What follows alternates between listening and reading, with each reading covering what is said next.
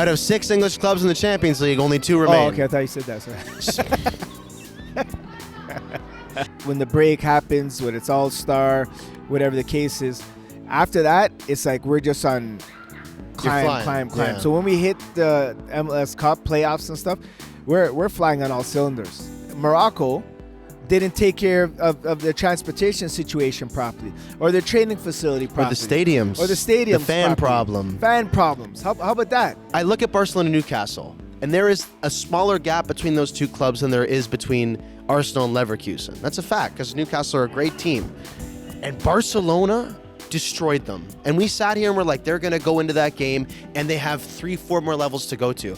All I wanted Arsenal to do was access that, what they can do. Reach your full potential. And around this time, you just see them like they're so excited to be here.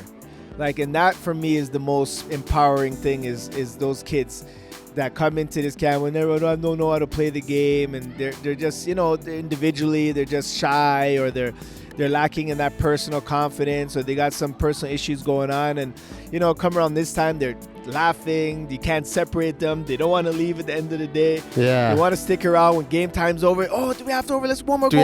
we have more? Yeah. And that passion that is evoking, and that excitement and love for the game, that for me is always the most what we look for in these camps. Hello, everybody, and welcome back to a special edition of DeRo the Diehard podcast. We're here today at the Hangar, DeRo, where you're running your camps here. Tell us a little bit about what's going on. As you see in the background, the kids are playing. They're having a great time. Yeah, we're running our March break camp that we do every year. This year we're at the Hangar, and for me, I always love giving back and sharing my love and passion for the game with our future. And we had a special surprise on Monday. We had our official Canada jersey unveiling. So Nike did an amazing presentation here. This did not look like this. They decked out the whole place with boards. You were there. It was really cool. The excitement was real, and to share that opportunity with the kids, it was, for me, was a special feeling. And anytime I get to, share that love, passion, and create opportunities, inspire them. And today behind us, we have Tricks here to show them some dribbling and keep-ups. We did a video, just a quick something with him 5 minutes ago. Buddy was jumping around doing backflips and diving and doing keep-ups, and it was crazy. It's crazy. He's talented for sure, He's man. Talented. He's talented. Yeah. These kids are in for a treat. You and I did a crossbar challenge. You whooped my ass. Yeah, which is obviously expected. Expected indeed. This guy's coming all the talk. I said, okay. I didn't have any talk. You made it up just to make a competition. Let's get into our show here. I want to start with Canada. We came here again for the jersey unveiling. 2 jerseys that just struck such a chord with me. They were so beautiful, so well done. A really big statement for the World Cup.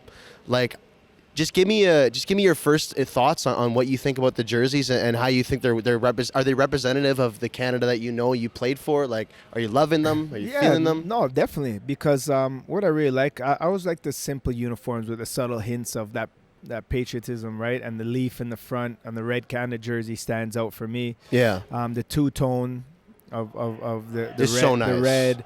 Yeah, and then the little lines, in there, it's light, it's breathable, the loonie in the back. There's just all these subtleties of Canadian pride, and I think it's really exemplary of what's coming, the World Cup coming to Canada, and the excitement around the game, the passion of the game, and what that evokes. So I know that,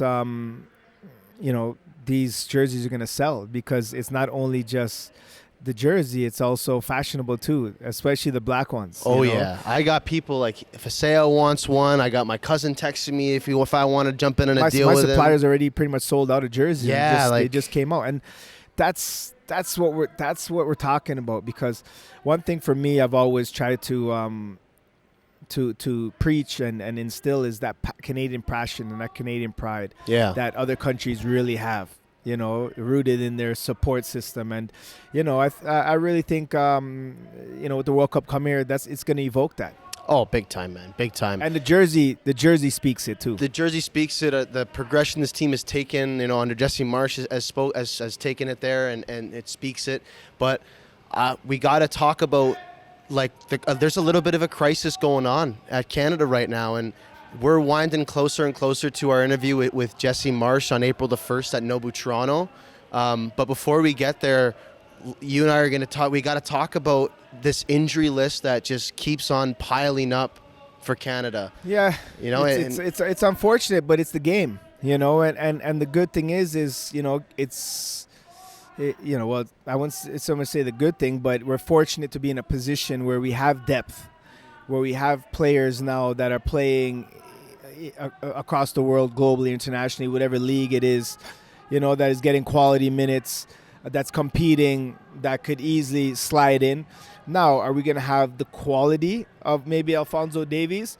No, these players are special, but it's nice to see him. He's back, he's running, and it's the injuries that we have, and of course, Promise is an unfortunate one because that's a real Promise blow. is like a 50-50. Everything I've read has been he's ruptured the hip tendon, and he's due to be back in 3 to 5 months.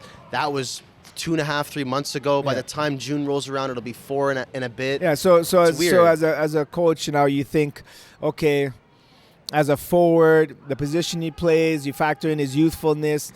Can he recover in time? Yeah. Can he make maybe the knockout rounds? Do I put him on the roster, take a chance, or if he doesn't recover, and we might need someone if another injury comes up. So these are all things not only Canada has to face, the rest of the world has to face. In the countries qualified for the World Cup, they have to make these tough decisions.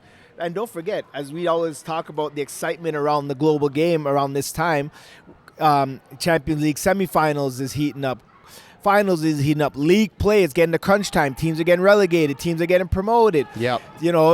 Fighting for Champions League spots. So the games are getting a lot more physical, a lot more intense. Guys are fighting for their careers, for their livelihood, for their job.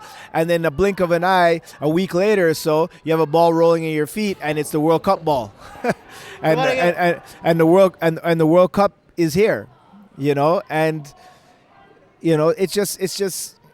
It's the nature of sport, and with the pileup of tournaments and games, and even locally in MLS, you have CONCACAF Champions League kicking off. It's just time. It's time to go. It's ramping up, and everybody's more susceptible. Yeah, but what I'm saying is there's more games being played. There's more tournaments added. There's more responsibilities, workloads on the athletes, workloads on the players. So it's really about maintaining yourself and trying your best to. You have to be in these times. If you're a part of any World Cup squad, you have to be 100% dialed into a professional lifestyle to try your best to avoid any injuries. Yeah, that's doing your regen. That's taking care and the sports science part of it, sports nutrition side. All those things matter, right? Just being intentional about how you're feeling and relaying that and working with physio. Yep. And I don't know. The thing for me is I'm kind of happy that I'm not happy that these things are happening. This is horrible for our team right now. But I'd rather it happen before and right now. Oh, for sure. Because this could have happened 2 months after it started, and it would have been catastrophic for the team and the results. Yeah. At least there's a little bit of time, and the only guy that's really in doubt is Promise David, which is a big loss, as we well know, but there is Alphonso Davies is going to be back. Bambito's already made a return and then got re-injured, but he's going to be back. Cornelius will be back. Liam Miller will be back. We're going to get the core of our team back, which is the most important thing if we're going to succeed at this tournament. 100%. In terms of quality and depth, we need all of our guns ready to go, fit, healthy. It's just you got it for a kid, you know what I mean? It's in your hometown. It's a dream come true. It's a once-in-a-lifetime experience. We don't know when the next time Canada's going to ever host the World Cup. 2020, it could be 20, 30, 40 years. Right, and I feel, in that respect, I feel for Promise.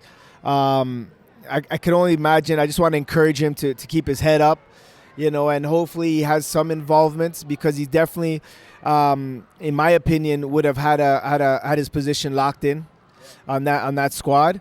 So I just hope that they find space for him at some capacity where he can still be a part of the team. I know when they went to Qatar, Daniil Henry, I think it was Daniil, they still brought him to be a part of the team, part of the camp. Now, was he on the bench and all that? No, but still, it sucks to get an injury. You take a role. You take a role. I think, the good thing about Promise David's injury, or I guess the promising part of it, is that he injured it in February. It was given a 3 to 5 month recovery process time. He is due to return in the coming weeks, and June 12th from the injury is 4 months. Yeah. So if you look at it like that, not the coming weeks, the coming months, bro. If you did that in February, it's March. I was reading that maybe not your coming math, weeks. bro. Your math's like hitting crossbars. Oh my God, I'm never gonna live that down. But my point being is that, it doesn't look horrible. It's not like he's officially out. He expects that he will be able to return. Whether or not that's the actual truth and whether or not the doctors will allow him and Jesse Marsch will make that decision given his fitness is a completely separate thing. Yeah, and again, it's like you said, he comes in July, and then you think, do we hold on to a spot for him and take that risk? And he comes back and maybe he's not 100%, or maybe he's forcing it and he's not 100% and he re-injures it again. Do it worse. Worse. So there's so many factors, decisions that come into when these things happen that you gotta think about and you gotta take serious consideration. But the main thing is, it's a gutting blow for a player, and for any World Cup to miss, but more so this one because it's in your backyard. It's in your backyard. It's at home. So we wish him a speedy recovery. But speaking of recovery, I recovered from our last week's episode, and I didn't wear an English jersey. Rightfully so, because as of now, today, in the quarterfinals, 6 out of 6 clubs, only 2 English remain. Sorry, I didn't hear that. What? Out of 6 English clubs in the Champions League, only 2 remain. Oh, okay. I thought you said that. Sorry. You were right, and yesterday, I don't know where you want to begin, but your boys, and listen, Barcelona. It's not to say that I have anything against Premier League of course teams, not. Yeah, right? we're just joking. When everybody always asks, what's the best league in the world? Everyone's Premier League. They rush to jump to that. Right. Yeah. And I just think because it's the most promoted league in the world. It's the most watched because it's always on TV. All the major channels usually show Premier League matches. It's true. They have money, right? And they're always push. When I grew up, back in the day, it was Soccer Saturdays, right? Yeah, and it was only English leagues, and then Latino came on, and then you got the little Italian and mix of different other. So that Premier League is always pushed. But when you see, again, kind of what we spoke about with Arsenal regarding if they're one of the top clubs in Europe, your pedigree based on a top club in Europe is your consistency in terms of European club championships. Where are you when it's all said and done in European Cup championships? Are you consistently in the quarters, semifinals, or finals? And when you look across the consistency of teams, it's always La Liga, a French team sneaks in there, an Italian team is in there, a German team is always in there, right? And then one English team may be floating around of recent. But consistently wise, it's not. It's not. And I think, you're right about it being promoted the most. It's the most watched. It is the most physical, and I guess it could be the fastest game, maybe. But that doesn't make it the best. And it's clearly shown yesterday. And from Chelsea to Newcastle, blowout games. Yeah, I think Barcelona was expected. I think Yeah. we both sat here last week Yeah. and we expected them to lose win pretty big. But if you look at aggregate from English Premier League teams to the rest of Europe, I want to say it's 24 goals against. Oh yeah, and 5 goals for. It's not a lot. It's a big gap. But I was really surprised by the Chelsea loss. I thought Chelsea was better than that. I didn't think they were better than PSG. Yeah, the first goal lets you down. Yeah, right? It does. It really does. It does, and then it's just and after then it's that, over. And then it's over. And I mean, which you don't even at that time, you still expect maybe this Liverpool comeback somewhere. Speaking about Liverpool, they won, but I wasn't and impressed. Who scored? Mo Salah. The guy we're talking about after missing a penalty but and a breakaway. And this is great for any professional athletes. Yeah, missing a breakaway and stuff like that. But his story, he's not on the team and big talk about whether he's not doing it. And look where they are now. You can say he missed this, he missed that, but he came through and scored. That's the bottom line. Exactly. He delivered. And for any young kid, just realize that is, and we're talking about a player at the height of his career, right? And still going through tough times, still going through challenges.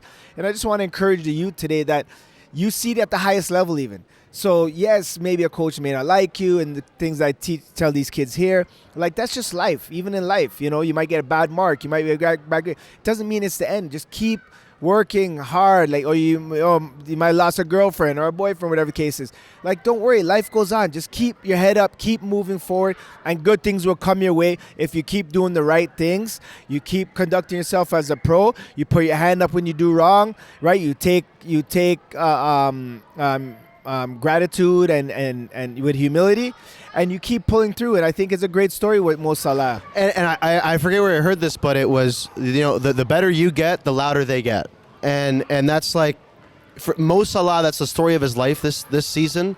Liverpool, we've discussed them. There have been ebbs and flows of their season. And he was a big part of that conversation. He was a massive part of that conversation. We were discussing where is he, why isn't he performing? He was getting out of the lineup. Like there were some really concrete steps towards him leaving the club.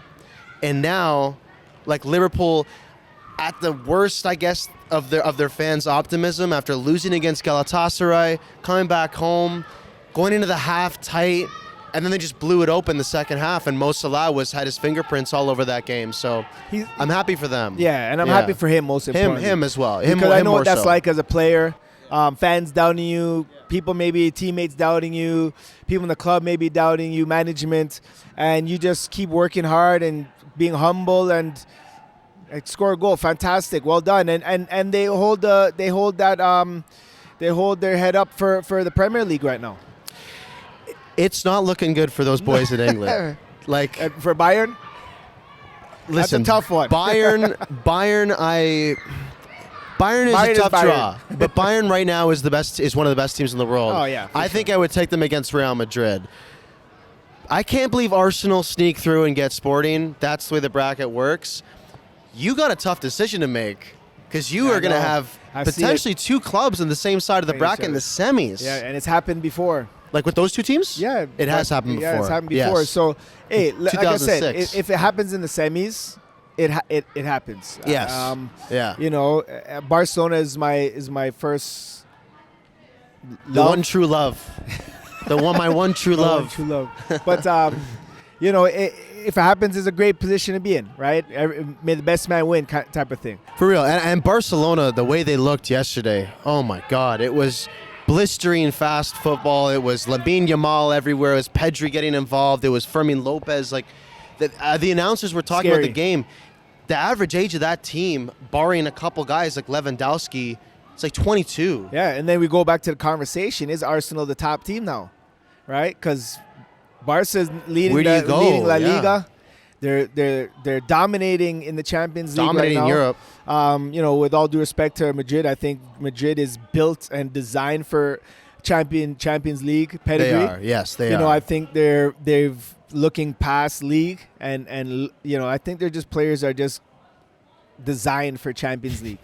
No, because the way they play in Champions League and when they play in La Liga, it's like it's night and day. It's night and day. And I think like they built that team for tournament football. Specifically, like the Champions League. But I want to touch on Arsenal because you brought up an interesting comment when we had our last conversation. What was it?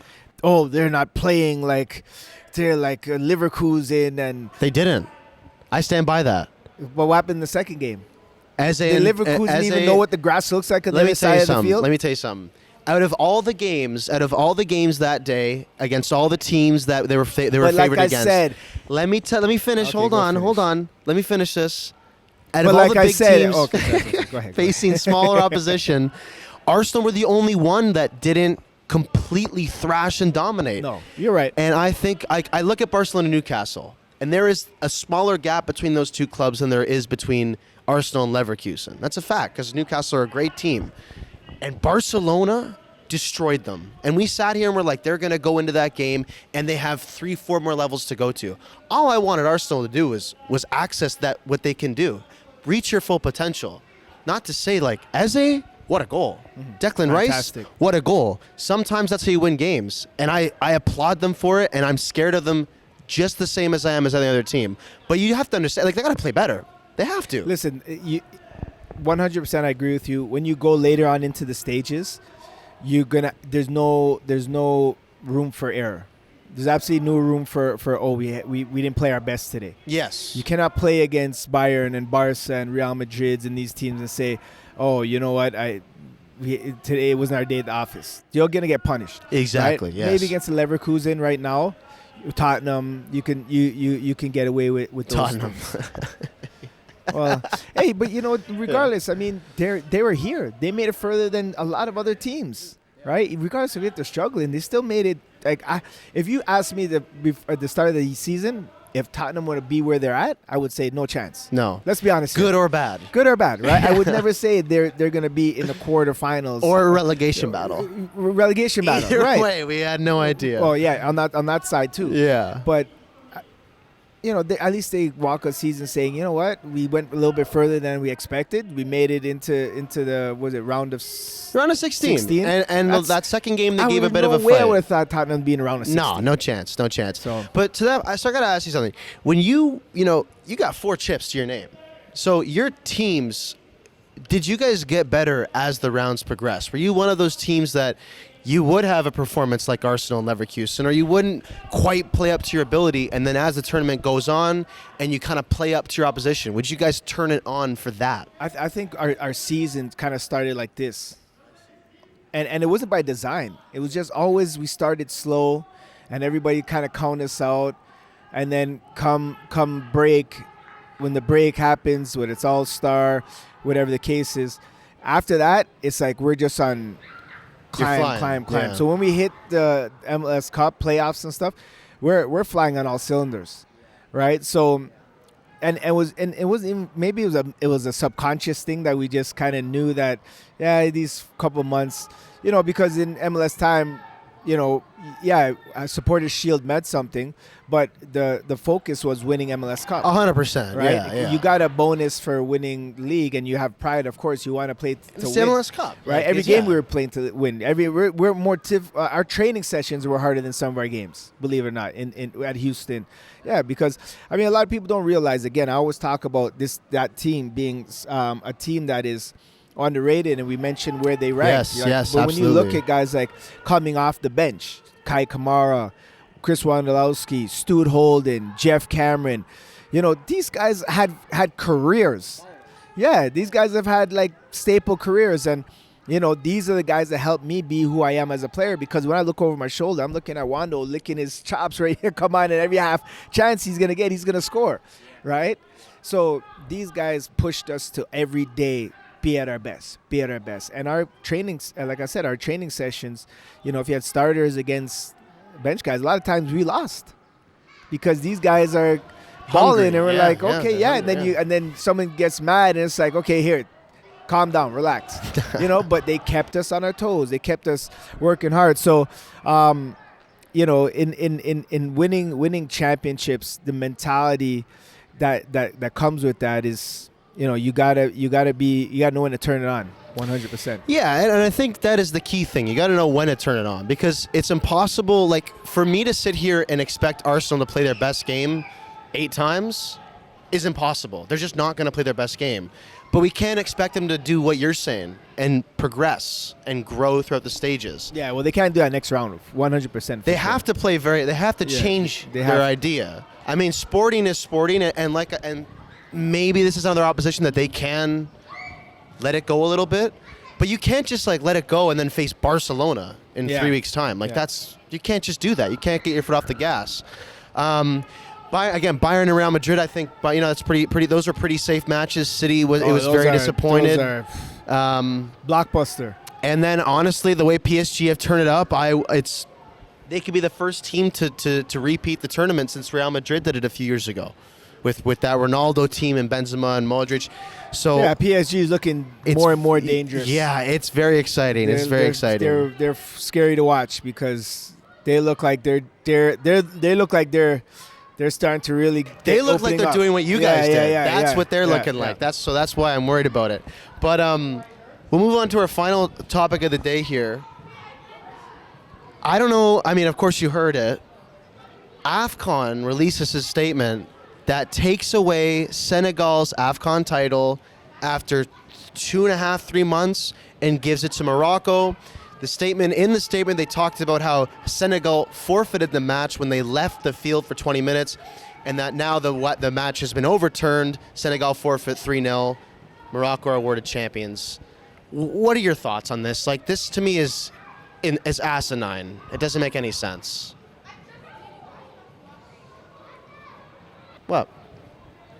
I don't know what to say. I don't know. Like, come on, man. Like, really? 3 months later, we're having this conversation. Like, there's so much other things going on. The world has moved on. Like, come on, man. Like stuff like that make the non-football fan and the football fan just be like,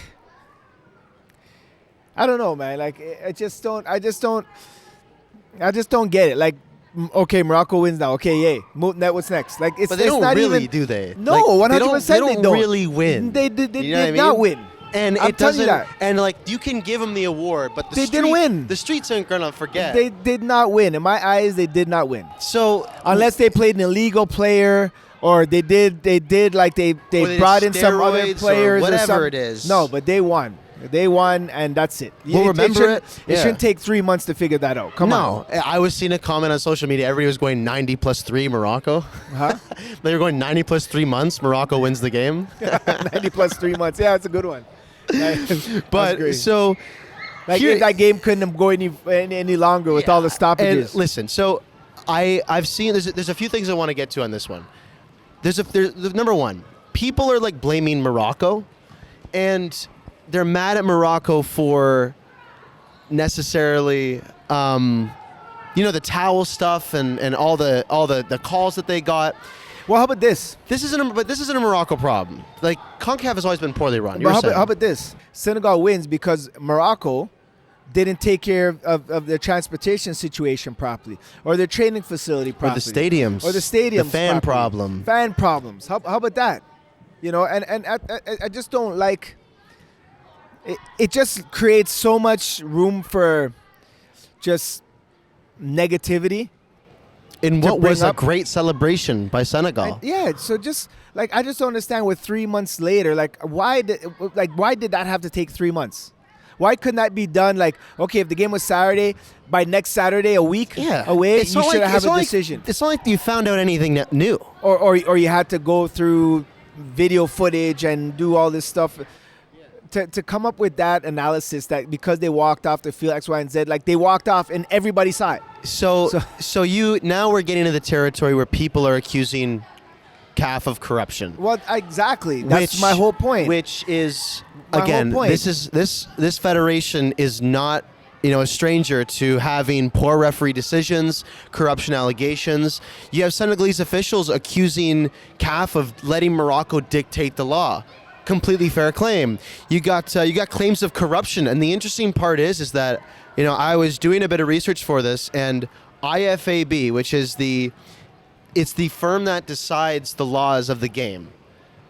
And here is an interesting law of the game that I think contradicts exactly what the decision was.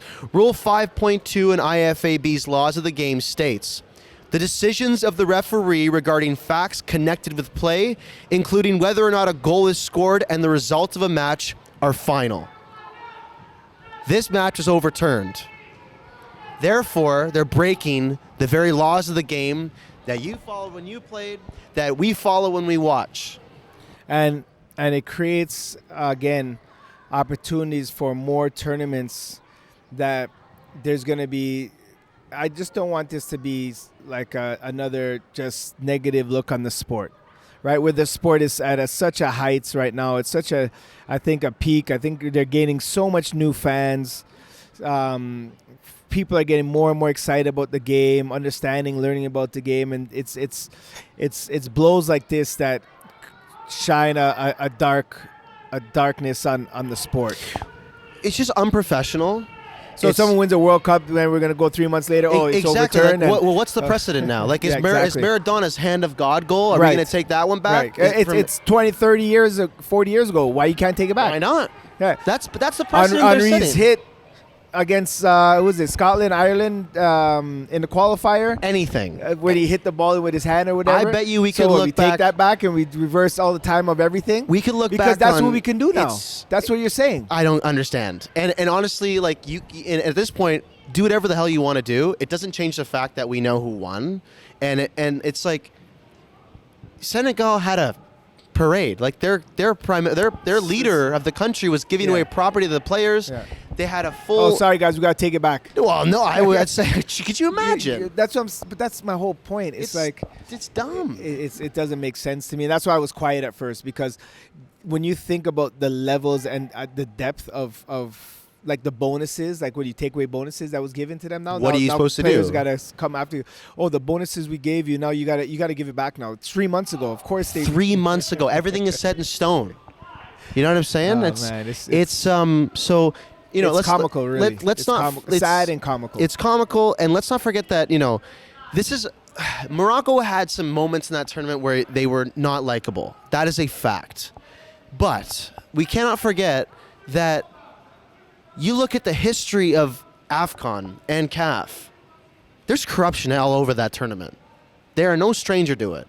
So I think, like, as much as we can blame Morocco for the towel gate and cheating in the other game, and as much as you can blame them as a host for not providing transportation, hotels, away fan spots, it's a CAF issue. Yeah. It's a CAF issue because CAF decides. Yeah. Morocco. If I'm Morocco, I am appealing. That's my team. That's my nation. I want the trophy. It's on you if you accept it. If you're folding to me and letting me dictate the law, that's on you. Yeah, I don't know, but again, that goes beyond our knowledge, right? Because we don't know how much of that is being represented on Senegal's side and Senegalese FA, how much say they even had in the matter, or if they just kind of like, okay, we'll give it to you. I don't understand it. I don't really want to understand it. I don't care to understand it. For me, Senegal is the winner. They're gonna have the champs. They're gonna have a wicked World Cup. I bet you, and they got a group there with France. Like they're gonna come out with a chip on their shoulder, and I really like. This is. I'll tell you what. It's made me root for Senegal. Huh? It's made me root for Senegal 100%. 100%. Yeah, I mean, it's set up nicely for them. But it's just one of those conversations where it's like, you just got to move on past it. Move on. My head's hurting even just thinking about it. All right, so tell me a little bit about this camp you got going on here. It's the Nike camp. You got a bunch of coaches with you. Any other former pros like yourself that are with you today? Yeah, there's some actually. It's funny, at every camp we always attract some nice young talent. But even more so, there's just kids that come in here with just lack of confidence personally, technically around the game. And around this time, you just see them like they're so excited to be here.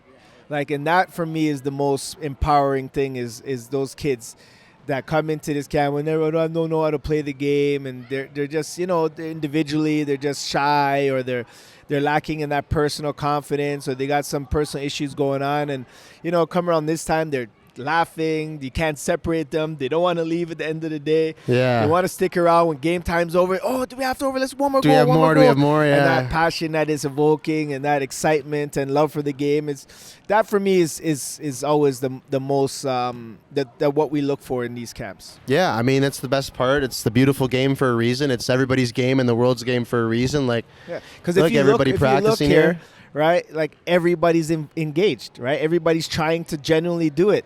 Whereas, some people maybe, first day or whatever, some kid would be sitting there by himself, or would have been checked out. Some kid would be over here, not interested, or head down, whatever. But everybody is enjoying it, right?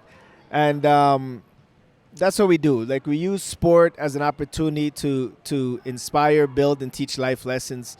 Every day we have a theme.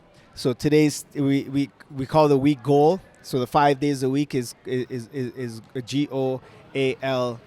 Okay. Goals. So we may make them do homework, and we want them to think critically about their future and where they want to be in the future, and they have to detail it out. G is for grit. O is for optimism. A is for attitude. What is it? L is for leadership, and S is for sportsmanship. So every day we give away prizes to those kids that exemplify those life skills. And so today is leadership. So we started the day off of doing like team group work, and we created leaders, and they had to lead and listen and pay attention. And if you don't listen or got the exercise wrong, we ask for a new leader to step up. So yeah, every day it's exciting. We start the day off with some mindful meditation. Yeah, I saw that this morning in your story. So That's is something great, Coach man. Helton Yeah. that leads the meditation part for our program. For me, it's mind, body, and soul, and getting all those intact. A lot of these kids, they don't really, a lot of us in general, don't take time to just appreciate our breath and just stay in a still spot and just kill the noise. Right? Exactly. Away from the gadgets, away from the phone, away from the TV, and just breathe and just appreciate that breath. So that for me is, we always start our morning off like that. And when they wake up, it's like you could see like, they're ready to go. Cool, yeah, they're good to go. And they're in a good place. They're in a good place. Well, yeah, guys, DeRo shaping the next generation of talent coming out of Canada at his soccer camp, Nike soccer camp over the March break. What a beautiful space in the hangar that you guys have set up in here. Honestly, I didn't even see the mural on the way back because of all the Canada decals that were here before. That's a great banner. I was talking with Trix. He was saying that you need to get your paint up there. Yeah. Well, your figure up there. I'm here. I'm right here in the flesh. Right here, eh? Doing giving back to the community in the flesh. So it's good. Yeah. Well, dude, that was awesome. I really enjoyed this. I'm happy to be here. Thank you for inviting us over. Thank you, man. Yeah, it's been electric. So thank you guys for watching. Remember, stay tuned. April 1st is coming soon. Like, we're going to be there with Jesse. And like we said before, we're going to ask him the questions that you want to hear. And we're going to hear a lot about the Canadian men's national team. So stay tuned. Episodes every Friday, guys. We'll see you then. DeRo. Always a pleasure. Always. Keep working on your keep-ups and your crossbar challenges. Cheers, guys. Cheers.